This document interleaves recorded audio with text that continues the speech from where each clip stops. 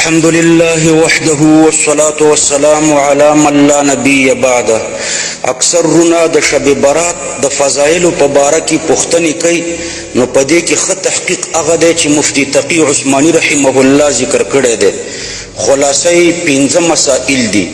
اوله مسئله دا ده چې د شب برات د شپې فضیلت ثابت دی. دویمه دا ده چې په دې شپه کې د عبادت خصوصي اهتمام ثابت دی. دریمه مسئله دا ده چې په دې شپه کې د عبادت کومه خاصه طریقه مقرره نه ده.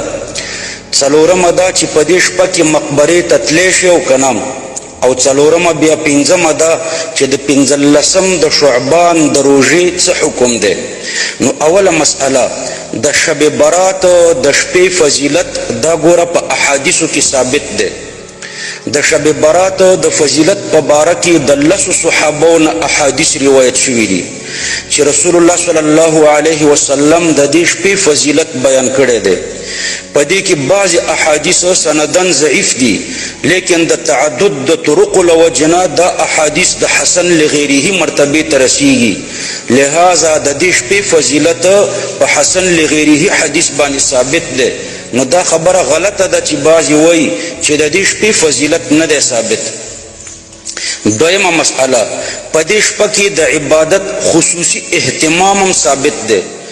امت مسلمه د صحابه او د تابعینو د زمانې نه تر ننه پورې په دې شپه کې د عبادت خصوصي اهتمام کوي. لہذا په دې شپه کې د عبادت خصوصي اهتمام کول ثابت دی، بدعت نه دی. دریمه مسئله د عبادت کومه خاصه طریقه په دې شپه کې مقرره نه ده. په دې شپه کې د عبادت دپاره کومه خاصه طریقه نه ده مقرره. مثلا دا پکې نشته چې دا بعضې خلک وایي چې په اول رکعت کې به فلان صورت دومره کرتې لولې او په دویم رکعت کې به فلان صورت دومره کرتې لولې، بلکې په دې شپه کې عبادت نفلي عبادت دی. د چا چې هر څومره وس وي هغومره دې وکړي. د قرآن تلاوت دی وکي، تسبیحات دی ووایي، درود شریف دی ووایي، نفلی لمونځونه دی وکي. څلورمه مسئله په دې شپه کې مقبرې ته تلل. بعضې خلک په دې شپه کې علی الاهتمام مقبرې ته ځي.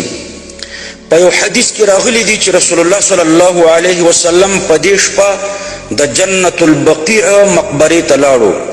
خو ګورئ کوم عمل چې د رسول الله صلی الله علیه وسلم نه په کومه درجه کې ثابت وي، نو په همغه درجه کې ساتل ضروری دي. رسول الله صلی الله علیه وسلم په خپله ټوله زندګۍ کې صرف په یو شب برات کې مقبرې ته تللی دی.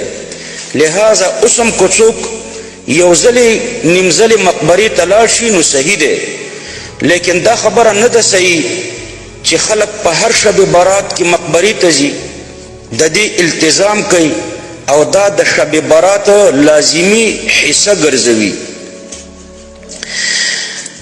پنځمه مسئله د شب برات پسې چې کومه ورځ ده 15 د شعبان ورته وایي، د دې روژه په دې باره کې ګورئ ورونو صرف یو حدیث دی. رسول الله صلی الله علیه وسلم فرمایي اذا كانت ليلة النصف من شعبان فقوموا ليلها وصوموا نهارها فإن الله ينزل فيها لغروب الشمس إلى سماء الدنيا فيقول ألا من مستغفر فأغفر له، ألا مسترزق فأرزقه، ألا مبتلا فأعافيه، ألا كذا ألا كذا حتى يطلع الفجر.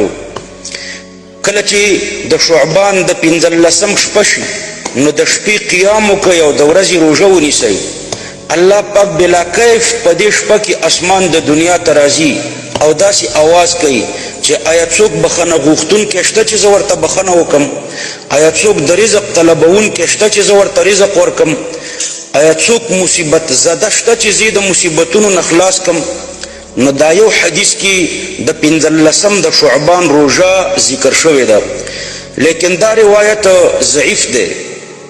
لہذا د دې کمزوري او ضعیف روایت د وجې نه د 15 د شعبان روژې ته سنت او یا مستحب ویل نه دي صحیح.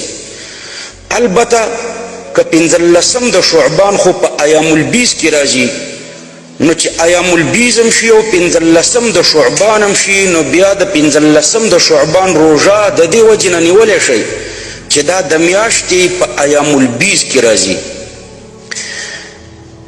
دا په خیال کې ساتئ چې د ټول شعبان د روژو فضیلت ثابت دی.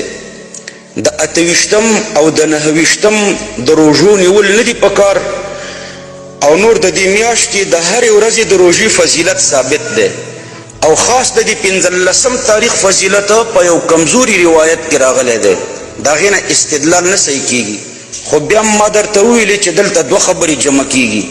یو 15 د شعبان چې په دې کمزوري روایت کې راغلی دی، او بل ایام البیز یعنی د میاشتې د سپوږمۍ چې ډېره روښانه وي په دې ورځو کې روژه نیول ثابت دي د هرې میاشتې. نو د دې میاشتې نیول هم پروا نه لري د ایام البیز په حیثیت.